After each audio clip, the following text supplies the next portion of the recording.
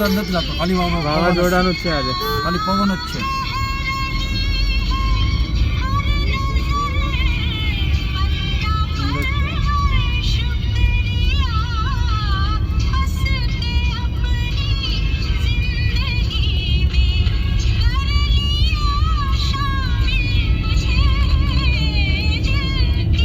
Road બી નહીં દેખાય.